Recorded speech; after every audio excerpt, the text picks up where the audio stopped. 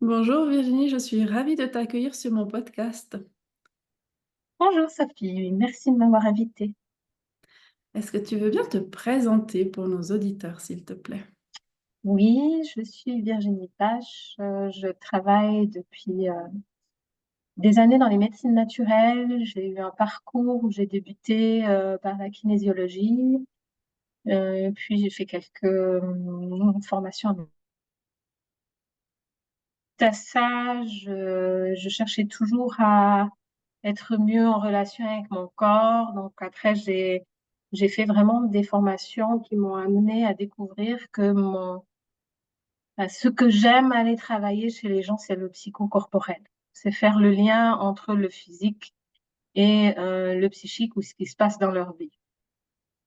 Donc, j'en suis arrivée à deux pratiques pertinentes que j'utilise aujourd'hui en soins, qui sont l'éthiopsychologie ventrologie et la MLC, la méthode de libération des cuirasses.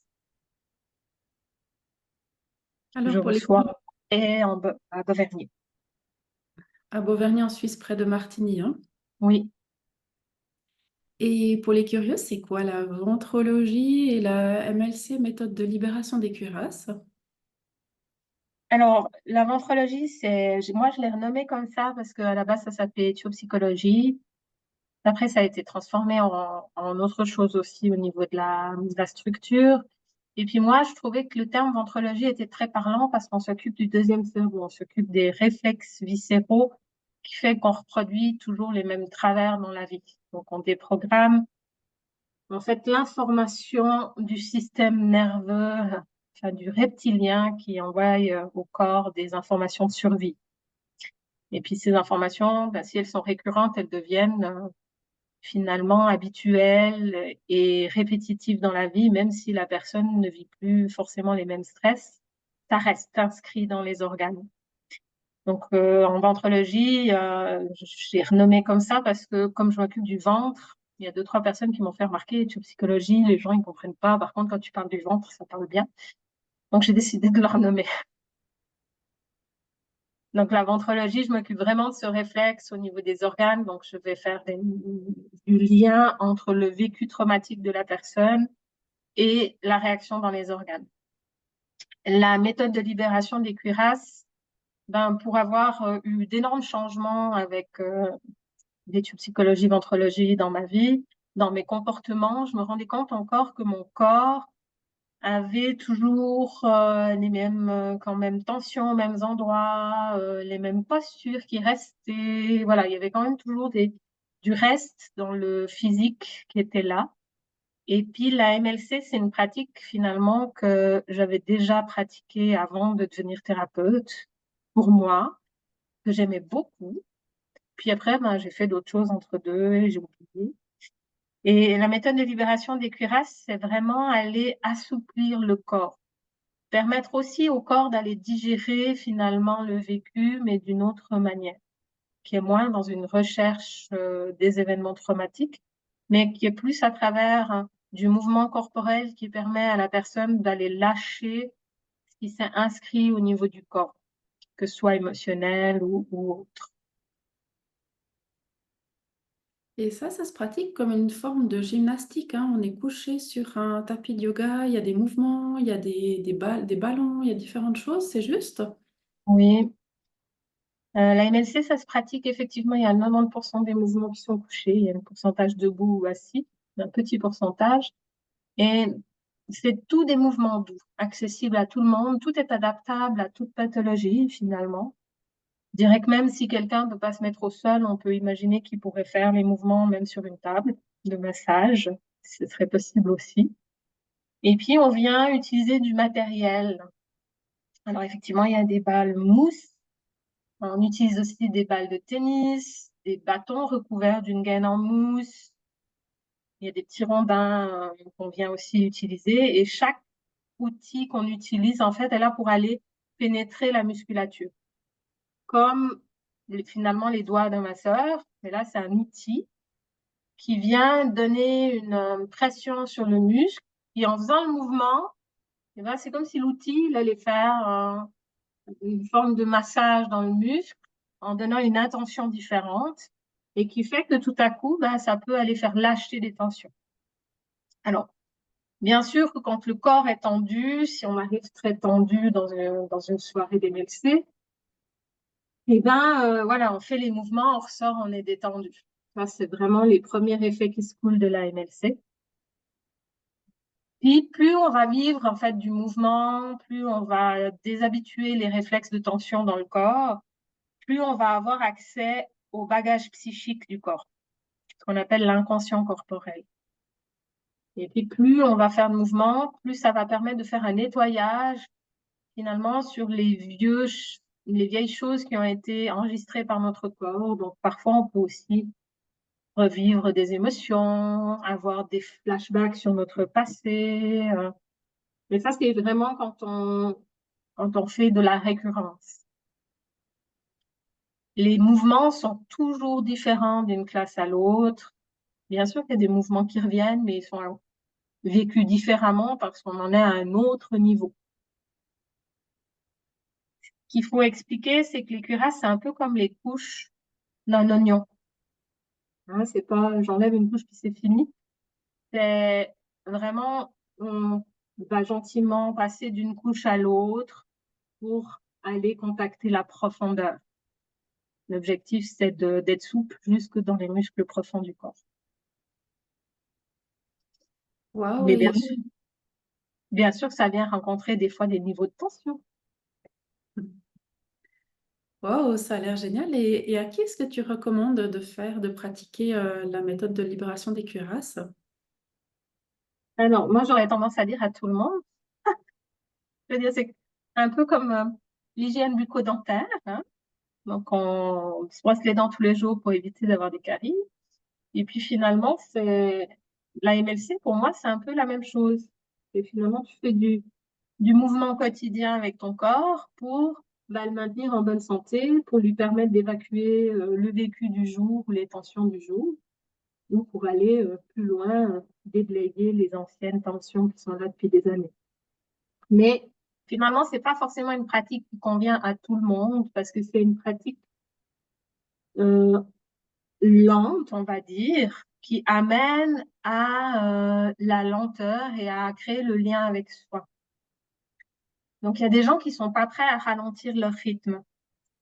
Donc, potentiellement, on va dire qu'ils seront moins confortables dans la MLC que peut-être dans une certaine forme de yoga qui sera plus dynamique, qui va mieux leur convenir.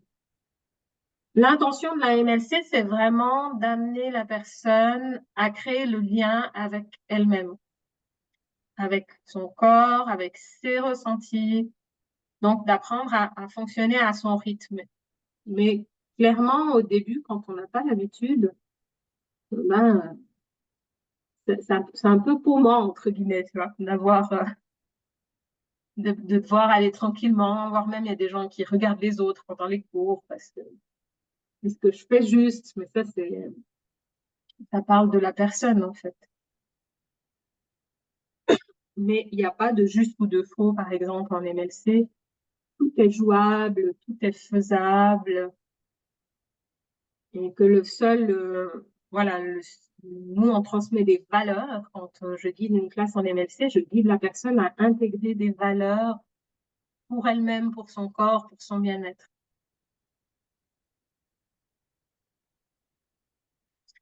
Alors, les valeurs, ben, il y a la bienveillance qui, pour moi, est la valeur un peu fondamentale de la MLC, ou ce que j'appelle aussi le melting pot amour, c'est-à-dire se respecter. Donc, si on a mal, ça sert à rien de se crisper pour pouvoir faire les mouvements. On s'arrête, on fait des pauses. Et ça, dans peu de pratiques, finalement, on autorise de pas faire un exercice ou voilà. Et en MLC, c'est même, c'est pas favoriser, hein. Le but, c'est pas de rien faire non plus, mais de proposer puis de voir ce qui passe et ce qui passe pas et de trouver comment faire certains mouvements pour que ça convienne à notre corps. Et il y a toujours moyen d'adapter pour que ça convienne à notre corps. Et quelle a été une de tes plus belles expériences professionnelles avec tes clients en MLC? Est-ce que tu veux bien nous en partager une ou l'autre? Alors, j'ai le souvenir d'une expérience avec une personne qui, ça m'avait beaucoup touchée parce que, euh, voilà, c'était une séance, en général, on fait un groupe de mouvements différents. Et puis, à la fin, c'était une séance où je faisais, les personnes venaient se caresser le visage pour prendre conscience de, des fois, on a une vision de nous qui est pas claire. En fait, c'est déformé, ce qu'on appelle l'inconscient corporel. C'est ça, les images inconscientes, c'est ça. C'est qu'on se voit déformé par rapport à ce qu'on est réellement. Et à la fin de cette classe, il y en a une personne qui partage et qui dit, bah, c'est la première fois que je me suis trouvée belle. Alors, j'ai trouvé que c'était très touchant parce que fondamentalement, c'est simple. Caresser le visage, on le fait tous les jours, on met la crème, finalement, on se passe, mais pas dans une même conscience.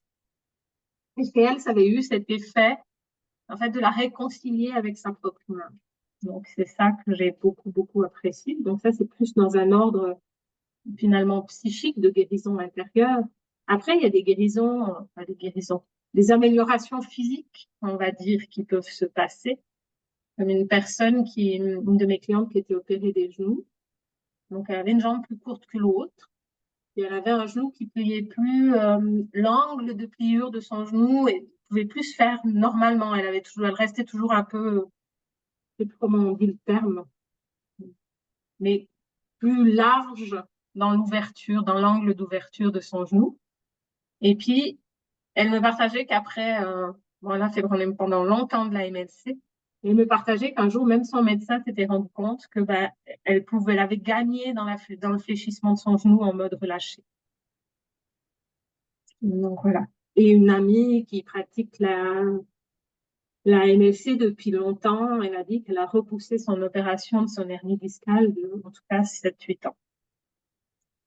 Rien qu'en disant, bon, finalement, elle a quand même dû se faire opérer, mais voilà, déjà d'avoir pu repousser ça pendant 7-8 ans, parce qu'elle a permis à son corps de garder une certaine fluidité, une certaine souplesse.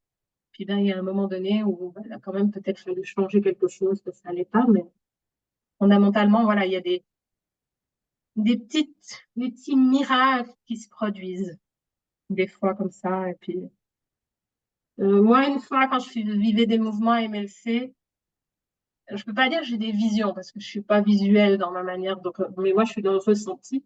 Et en vivant ces mouvements d'MLC, j'ai vraiment ressenti que j'étais comme si j'étais dans le lit de mes parents quand j'étais petite. Ça, c'est ce que j'ai pu mettre comme conscience après. Et puis, je sentais que j'étais dérangeante. Je sais que de par ce que m'a dit ma maman, elle me dit que quand elle était petite, elle tirait souvent le landau pour que je grimpe dans le lit. Je pense que mon papa ne devait pas trop aimer que j'aille dormir avec eux dans le lit, donc que je devais prendre beaucoup de place. Tu vois. Et en fait, finalement, mes cellules ont capté ça et c'est ressorti pendant les mouvements d'MLC. Donc, ça a permis de libérer les informations contenues dans mon corps pour que ben, je ne porte plus en fait ces cellules-là ou ces impressions-là. Wow, c'est génial. Et ça fait plus de 10 ans que tu pratiques, hein? Ça doit faire bientôt 15 ans Ouais, ou... ça doit faire bientôt 15 ans, oui. Waouh. Mhm. Je me rappelle, j'avais été cobaye dans ta toute première série de cours à Vevey, j'avais adoré. Oui, c'est un cas que je cite souvent dans mes classes. Bon.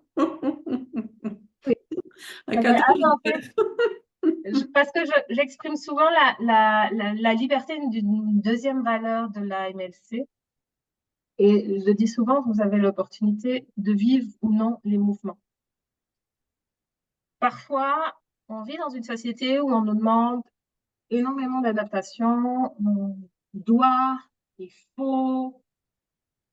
Et l'idée, c'est que la MLC, c'est plus se réapproprier ses propres pouvoirs, ses choix. Donner la liberté, justement, de refuser ce qui vient de l'extérieur pour prendre ce qui vient de l'intérieur. Et je dis souvent aux gens, si vous ne faites pas le mouvement, je ne vais pas venir vous taper sur l'épaule pour vous dire est-ce que tu fais le mouvement ou tu ne fais pas. ou est-ce que dans ta tête, tu es en train de visualiser? Parce que je donne toujours l'option de visualiser. Et je me souviens de cette séance où tu m'avais un peu, en plus, c'était mes tout débuts, c'était pas cool, mais Voilà. ça a été une super expérience, où tu n'avais rien fait du début à la fin de la séance. Moi, j'avais guidé ma séance du début à la fin comme si de rien n'était.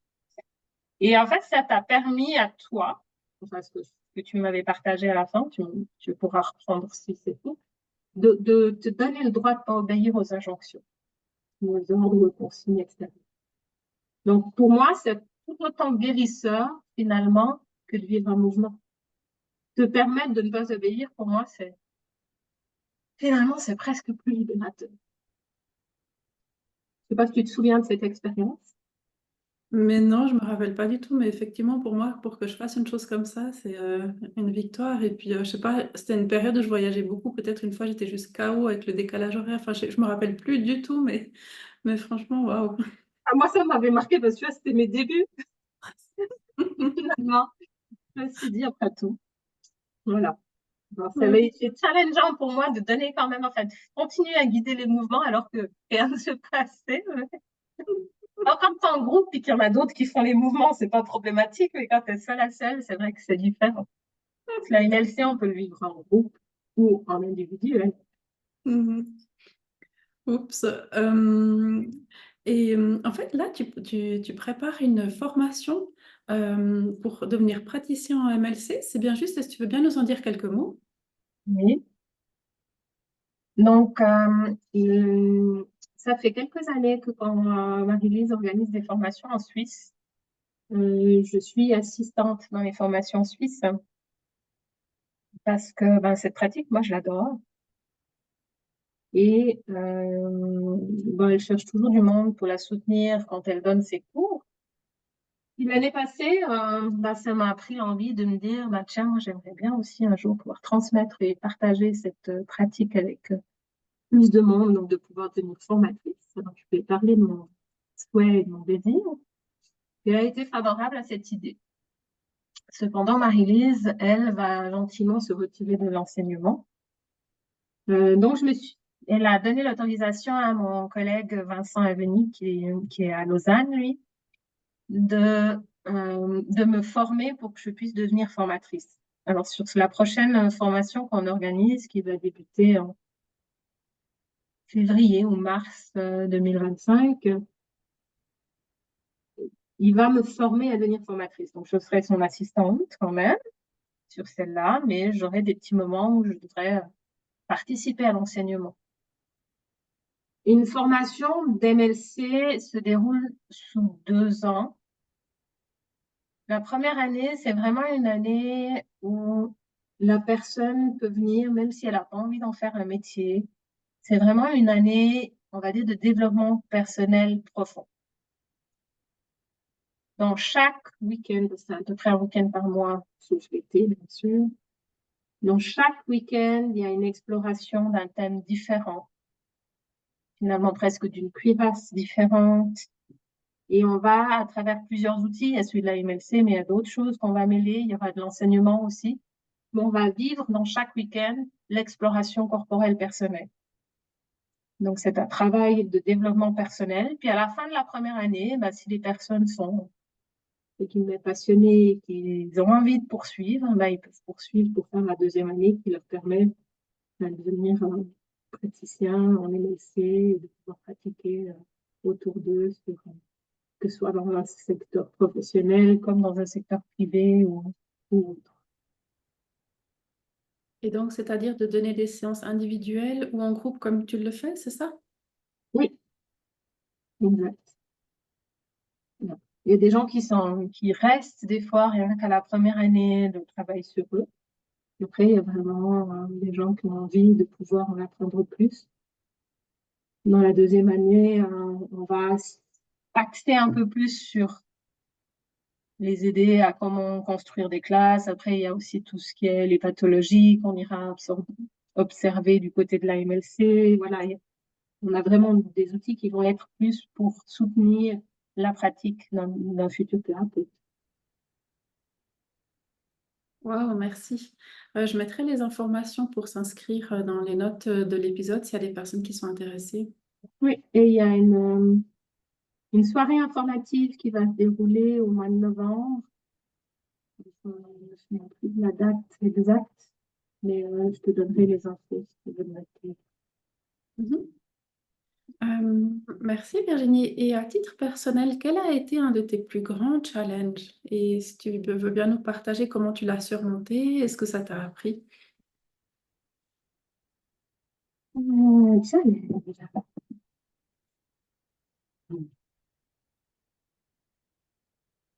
moi, je dois dire que chaque fois que le plus grand challenge ouais, que j'ai fait dans ma vie, je crois que ça a été mon changement professionnel. De premier métier, j'étais coiffeuse. Donc, j'avais fait le métier de ma mère. C'est là où après j'ai fait des liens avec ma cuirasse parentale. Euh, et bah, je n'étais plus satisfaite dans ce travail où j'avais envie de faire autre chose. Je m'étais déjà commencé à faire quelques formations dans les médecines naturelles, mais j'osais pas encore vraiment me lancer. Est-ce que ça va marcher? Parce que finalement, mon salon de coiffure fonctionne très, très, très bien. Et puis, j'avais peur de quitter finalement cette sécurité du confort, du connu, pour aller vraiment vers quelque chose de nouveau, vers l'inconnu, quoi, finalement. Et ça a mis longtemps à faire ce choix de me dire non, mais non, je vais vers ce que j'ai envie et ce qui me plaît. Et j'ai dit toujours, c'est quand même le corps, finalement, qui m'a poussé à faire le choix. Parce que quand je sais pas, je me pose des questions, je vais faire du brassage mental, je vais faire des millions d'hypothèses, peser les pour et les contre, etc. Et puis finalement, jusqu'au jour où, en étant coiffeuse, j'ai plus lever les bras. Il y avait tellement de douleur dans mes épaules, dans mes trapèzes, dans la nuque, que je pouvais plus lever les bras plus que tant. Puis ben, pour faire de la coiffure, c'est pas possible. Donc là, je dis, c'est là où j'ai commencé à sentir que le corps, il a quand même un impact énorme dans la vie. Et que si on sait écouter finalement les messages de son corps, l'idéal, ce serait avant la douleur. Et voilà, à cette époque-là, je n'avais pas la conscience que j'ai aujourd'hui. Et l'idée, c'est vraiment de se dire, voilà, si, là, j'en suis arrivée avec mon corps à me dire, non, mais c'est plus possible que je continue. Mon corps, il me fait bien comprendre que j'ai autre chose à faire. Ce que je savais déjà dans ma tête, mais qu'il y avait encore beaucoup de freins et de peurs dans mon corps. Alors, même avec ces freins et ces peurs, il m'a dit, non, mais il faut quand même que tu changes. Et puis, c'est là où je dis mon plus grand challenge, ça a été ce moment de transition entre choisir d'arrêter de, ce job où ça marchait bien pour aller dans cet inconnu. Voilà. Là, ça a été vraiment une période quand même difficile avec beaucoup d'insécurité. Voilà, où, d'une certaine manière, quand j'étais coiffeuse, j'ai tout de suite eu du travail, j'ai tout de suite eu des clients, ça a tout de suite bien marché. Ça n'a jamais été compliqué. Quand j'ai voulu me lancer en thérapie, je pensais que c'était la même chose. Enfin, c'est vraiment mon cabinet, puis que les gens viennent frapper à la porte, et puis que ça se passe tout pareil. Et puis, c'était pas pareil hein, en thérapie. Donc, ça a été plus laborieux à mettre en place. Et puis, ben, il y a eu quand même des moments de doute, à me dire, est-ce que j'ai bien fait? Voilà. Alors, aujourd'hui, je reviens répondre derrière. J'aime beaucoup ce que je fais. Euh, j'ai beaucoup de plaisir à aller aider les gens et à les amener à être de plus en plus connectés à eux-mêmes et à qui ils sont réellement et de s'accepter comme ils sont, dans leurs failles, dans leur vulnérabilité, autant que dans leurs forces. L'inconvénient, c'est que la plupart des gens ben, essayent de convenir à certains stéréotypes et à certaines demandes extérieures et parfois s'écoutent pas à l'intérieur. On va dire que mon grand challenge, ce que j'essaye d'amener aux gens, c'est ça, c'est de s'écouter eux et d'être plus en accord avec eux. Et puis aujourd'hui, je suis contente d'avoir fait ce changement quand même. Pas de regret. Je me demande ce que je ferais si j'avais pas fait ce changement, mais dans une autre réalité. Je voulais justement te demander ce que tu regrettes dans ta vie et pourquoi. Donc ça, ce n'est pas un regret en tout cas. Ah non, non, c'est pas un regret, non. Au contraire. Ah, qu'est-ce que je regrette? Est-ce que je regrette quelque chose? Moi, je dis, il y a un proverbe qui dit, vaut mieux avoir des regrets que des remords. Mais en même temps, j'assume tout ce que j'ai fait. Forcément, ça n'a pas toujours eu les résultats escomptés ou que j'aurais aimé, mais je crois pas que je regrette quoi que ce soit, en fait. Je me sens pas. Comme ça, à ta question, j'aurais pas de réponse à formuler, en fait. Je me rends compte que bah, c'est une expérience qui peut être moins satisfaisante, peut-être, donc un peu difficile, mais en même temps, j'ai pas de regret de l'avoir fait, tu vois. Je dis, bah, j'aurais essayé, fondamentalement. Moi, je suis plutôt de ce genre-là. Je sais pas si je viendrai vraiment formatrice un jour en MLC, mais j'essaye quand même. Tu vois. Je sais pas si ce que l'avenir va venir de moi, mais j'ai tendance plutôt à toujours me dire, bon, mais j'essaye, puis on verra bien. À partir du moment où je sens l'élan à l'intérieur. Quand je sens un élan, quelque chose à l'intérieur, il y a toute une phase de préparation où je vais un petit peu quand même peser les pour et les contre, aller regarder, voilà, comment ça va être jouable pour moi, où c'est que je vais rencontrer des tensions, même si on ne sait jamais 100%, mais il y a une partie qu'on pourrait imaginer. Mais fondamentalement, je me suis toujours laissée aller vers mes ailes. Puis j'essaie, puis si ça marche, bah, tant mieux. Puis si je me rends compte que ça ne me convient pas, bah, mais j'ai pas de regret. Je crois pas. J'ai fait l'expérience. C'est pas forcément génial, mais c'est pas un regret. Si je l'avais pas fait, j'aurais peut-être eu du remords. Hmm. Et merci. Et qui est-ce qui t'a influencé dans ta vie et pour quelles raisons?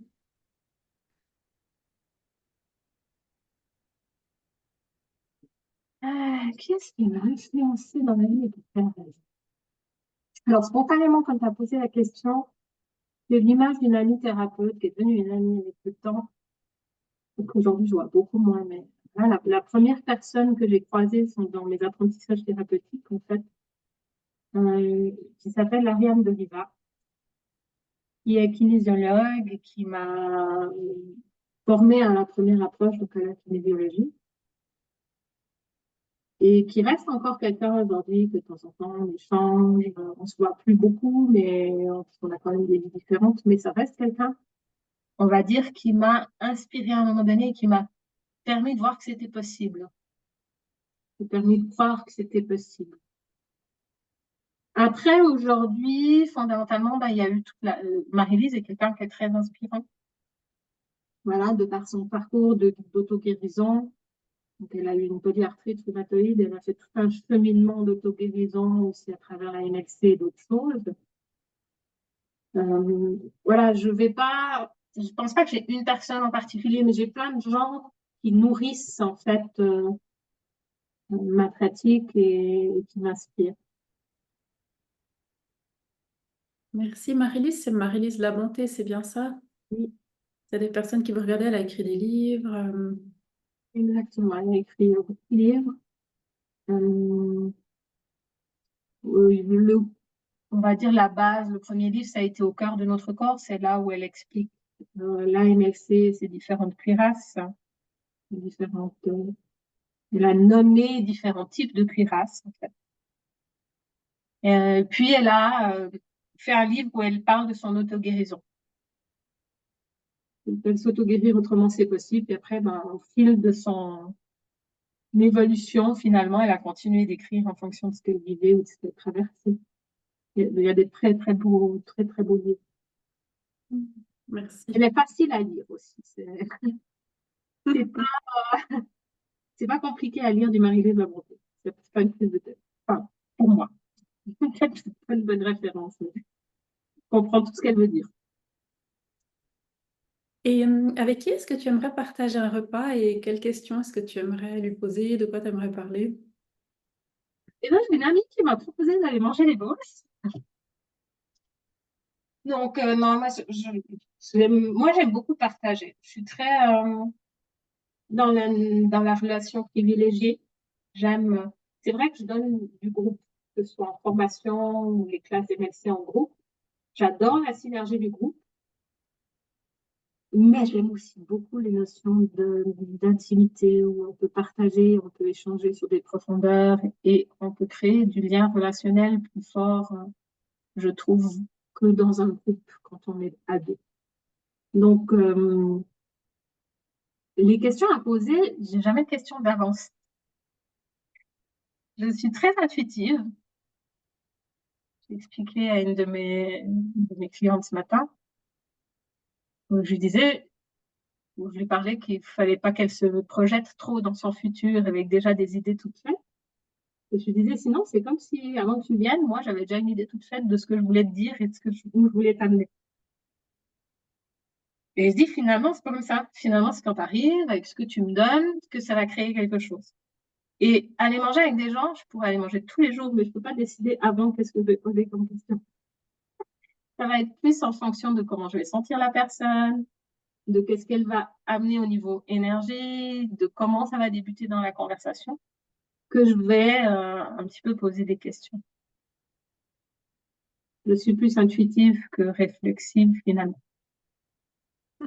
Finalement, j'aime bien.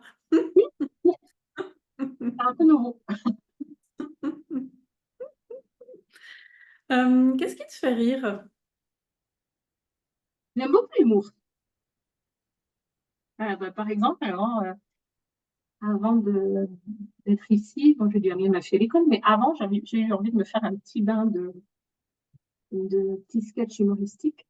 Déjà, un humoriste dont on m'en avait parlé quelque temps, il y a longtemps derrière, et actuellement, je suis assez régulièrement et je regarde tous ces petits podcasts parce que, voilà, pour moi, l'humour, c'est vraiment quelque chose d'important dans la vie. Donc, de temps en temps, je vais regarder des podcasts et je me marre de ce second degré, de ces trucs tellement logiques. Alors, cet humoriste, si jamais vous avez envie d'aller voir, il s'appelle Verino. Comment Et tu dis? J'ai vraiment, pas entendu. Verino. Vérino. Mhm. Et enfin, moi, lui, il me fait beaucoup rire. Après, j'aime bien d'autres humoristes, mais là, voilà. J'aime bien aussi Paul Mirabel. Et, voilà, c'est des trucs très sur le quotidien et très légers que j'aime bien. Euh, Après, je peux autant rire d'une maladresse. Des fois, les gens, ils aiment pas, ils se moquent d'eux. Mais moi, c'est plus dans un côté où apprendre à rire de soi, c'est important. Si on se prend trop au sérieux, c'est difficile. Tandis que si on peut le prendre avec légèreté et humour, ça passe beaucoup mieux. Pour autant que ce soit pas dans une forme de déni ou de moquerie sur soi-même, bien sûr. Ça, c'est pour aider à prendre à la légère. Oui. Alors, j'utilise aussi beaucoup l'humour avec ma fille. Des fois, on n'a pas le même, par contre.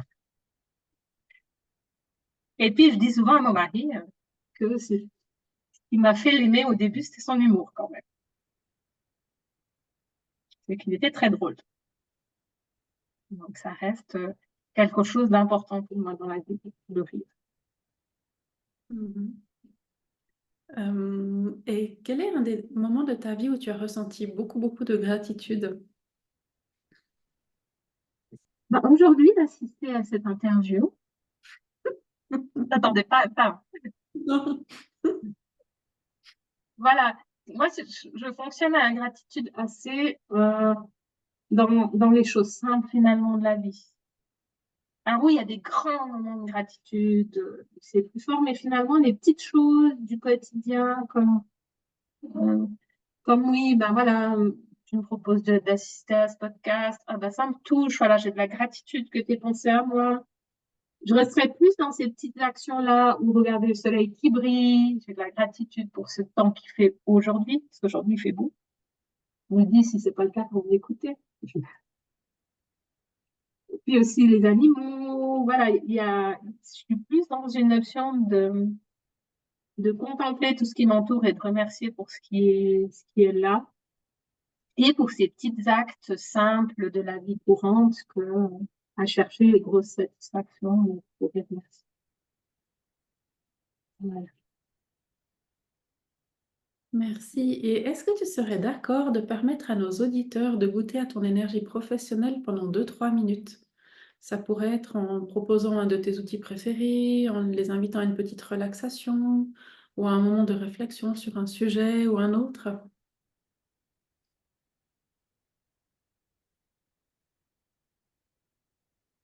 Hmm. Là, pendant le bateau, tu dis? Ouais.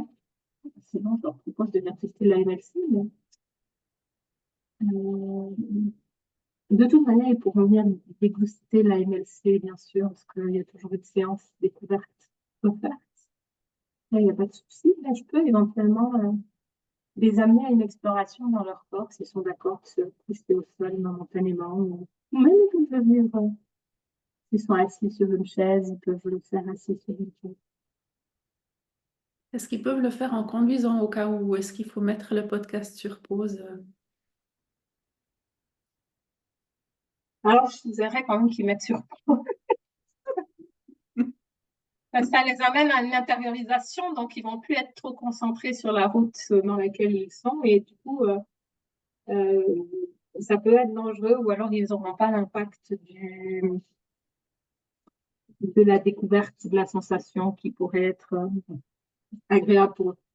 Bien sûr que dans le niveau de conscience, ils peuvent le faire, ils ressentiront quand même quelque chose, mais c'est différent de le faire dans un mode relâché que dans un mode occupé. C'est dans l'intention. Donc, vous pouvez le vivre assis. L'idée, c'est juste que vous décollez votre dos du dossier, alors du canapé ou du fauteuil dans lequel vous êtes, ou de la chaise. Prenez le temps de vous asseoir bien dans votre bassin, de ressentir peut-être si vos pieds, même s'ils sont croisés ou vous posez dans le sol, juste de sentir, voilà, comment vous êtes dans cette position où votre colonne se redresse, la tête s'élève vers le ciel. Puis vous vous laissez prendre conscience de l'espace entre vos oreilles et vos épaules. Moi, j'aime bien quand je fais des prises de conscience, fermer les yeux, ça m'aide à partir dans mon corps, dans le ressenti. Mais après, si vous arrivez les yeux ouverts, vous pouvez le vivre comme vous le sentez. Et vous allez laisser tourner la tête d'un côté et vous regardez jusqu'où vous pouvez aller. Alors là, vous pouvez même ouvrir les yeux pour avoir un point de référence de jusqu'où vous pouvez aller. Mémorisez-le. Et vous faites la même chose de l'autre côté. Et vous mémorisez aussi jusqu'où vous allez.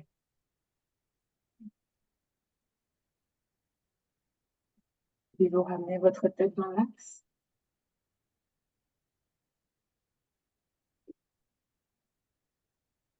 Et vous allez venir travailler avec la tête de l'épaule, la tête articulaire de votre épaule. Vous venez, quand vous inspirez, soulever la tête articulaire de l'épaule, comme si vous vouliez aller jusqu'au plafond. Bien sûr que vous ne pouvez pas. Et à l'expire, vous la redescendez tranquillement. Donc, vous ne relâchez pas d'un coup l'épaule en expire, mais vous accompagnez le mouvement dans la montée tout le long de l'inspire. Et le mouvement vient bien de la tête articulaire de l'épaule et pas du coude. Le bras au bout de l'épaule est fort. À l'expire, vous raccompagnez l'épaule jusqu'à descendre à sa position initiale. Et on monte, inspire, on descend, inspire, au rythme de sa respiration. Et on prend le temps de vraiment sentir si le bras est relâché ou s'il cherche à commander le mouvement d'épaule. C'est pas grave s'il le fait, hein. Juste prendre conscience que c'est là.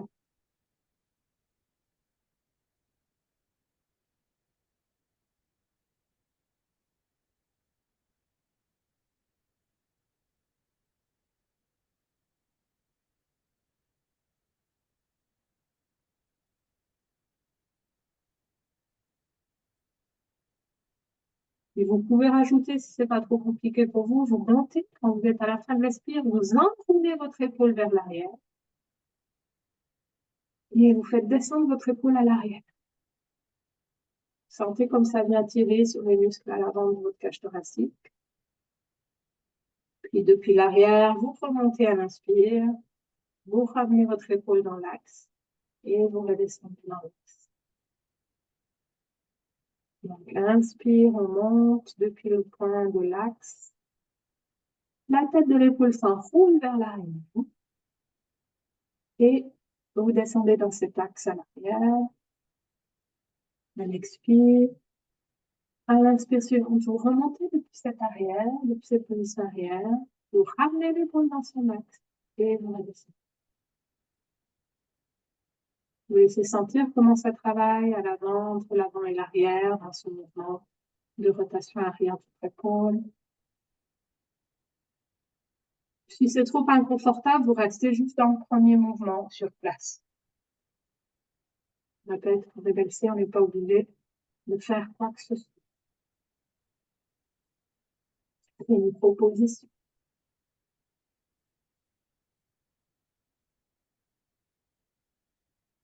La prochaine fois que votre épaule est dans l'axe, la prochaine fois que vous montez, vous changez d'enroulement. Au lieu d'enrouler vers l'arrière, vous enroulez à l'avant. Et vous venez descendre à l'avant.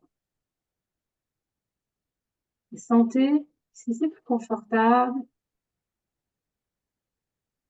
à l'avant qu'à l'arrière, pour vous. Si ça vient moins tirailler,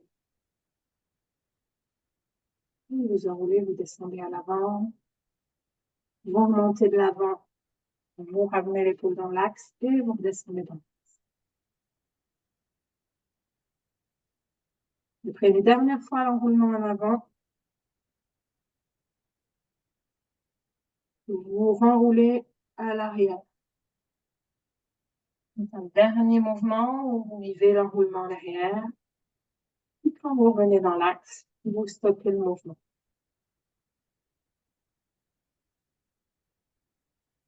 Et vous prenez un petit temps pour sentir la sensation qui est dans cette épaule, dans la cage thoracique de ce côté.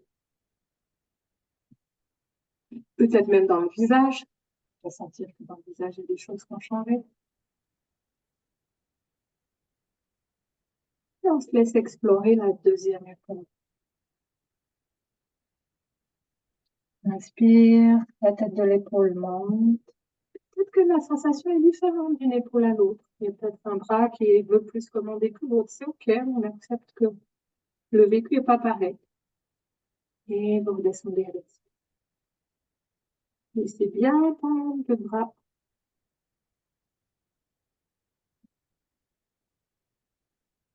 Donc, si vous êtes un canapé, vous allez bien à l'avant pour que votre bras puisse être à l'extérieur. Ou choisissez peut-être une chaise. Si vous voulez revivre ce mouvement.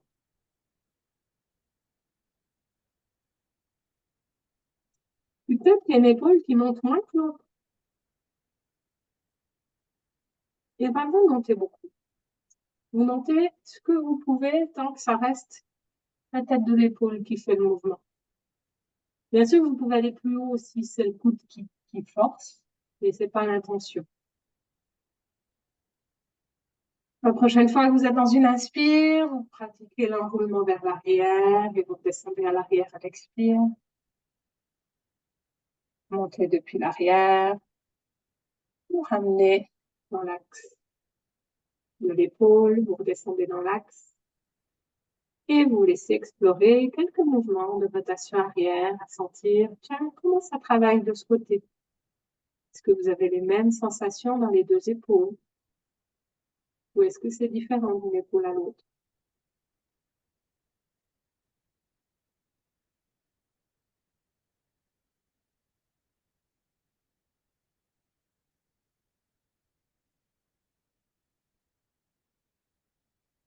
on n'a pas les mêmes mouvements de protection dans les deux épaules.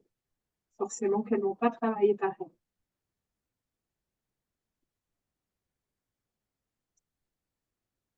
Ou peut-être que oui, peu importe.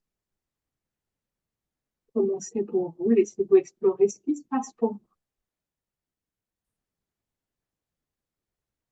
Et la prochaine fois que vous êtes dans l'axe, vous laissez explorer le mouvement où votre épaule s'enroule vers l'avant.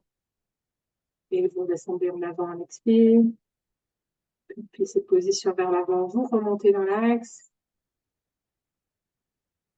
Et vous redescendez dans l'axe.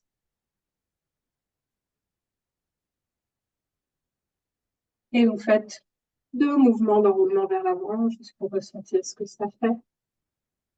Peut-être même qu'est-ce que vous vivez au niveau émotionnel, au niveau des pensées. Et après ces 2 mouvements d'enroulement vers l'avant, vous terminez par un enroulement en arrière.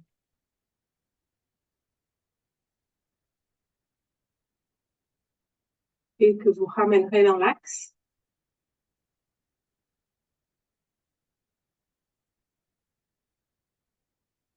Et vous prenez le temps de ressentir ce qui se passe dans vos membres après avoir clos le dernier mouvement, votre épaule est dans son axe, avant de relâcher.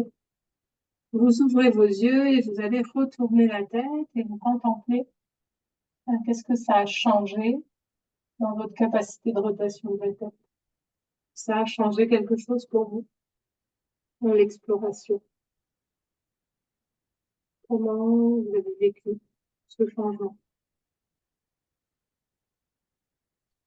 Ce que je n'ai pas précisé, c'est qu'une cuirasse, c'est un système de protection qui est à la fois physique, émotionnel et mental.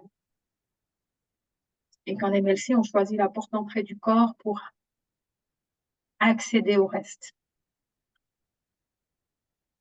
Donc, j'espère que vous êtes bien amusé à cette exploration. Donc, ça vous a déjà fait du bien.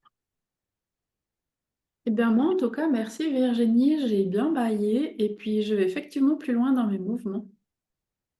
Voilà. Cette fois-ci, j'ai été un bon cobaye.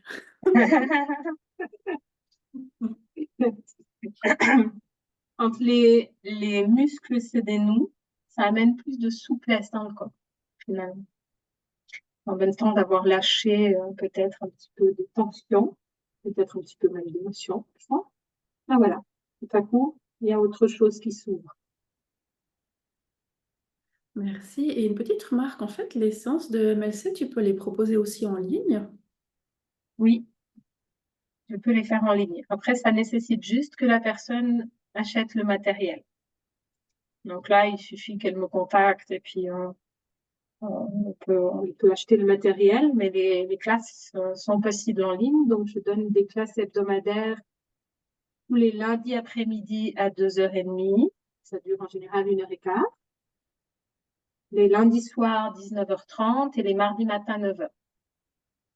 Après, s'il y a plus de demandes, vous préférez soit à mon site, soit on me demande des infos en direct, il n'y a pas de souci.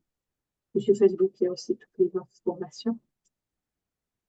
Et puis sinon, il y a la possibilité même l'individuel à distance, mais pour l'individuel, je préfère quand même la présence parce que bien sûr, j'arrive à ressentir à travers un écran aussi, mais j'aime bien l'idée d'être là pour soutenir le vécu de la personne. En individuel, plus finalement, mais c'est possible aussi quand même de le vivre à travers un écran, même en individuel. Wow, merci en tout cas, ça m'a fait du bien de revivre un petit bout de classe. Avec plaisir, Sophie. Et finalement, est-ce que tu veux bien nous partager qu'est-ce qui te tient à cœur en ce moment? Ce qui me tient à cœur en ce moment, et là, je suis en train de méditer ou en fait de regarder comment m'aligner avec mon objectif de vie, c'est-à-dire j'ai envie de me spécifier en fait dans le travail avec les sensibles, hypersensibles. Bien sûr que ça convient à tout le monde, mais étant une hypersensible, je me rends compte que voilà, que déjà dans les clients que j'ai souvent des hypersensibles, donc je me dis finalement, voilà, je vais peut-être m'axer plus dans cette voie-là, à soutenir ces personnes à se trouver elles-mêmes, à être bien avec qui elles sont, avec leur manière de percevoir les choses et de vivre leurs émotions. En plus, je me forme à une nouvelle pratique en Gestalt thérapie, donc voilà, je suis dans plein de changements encore, mais j'aime beaucoup amener toujours des nouveaux outils.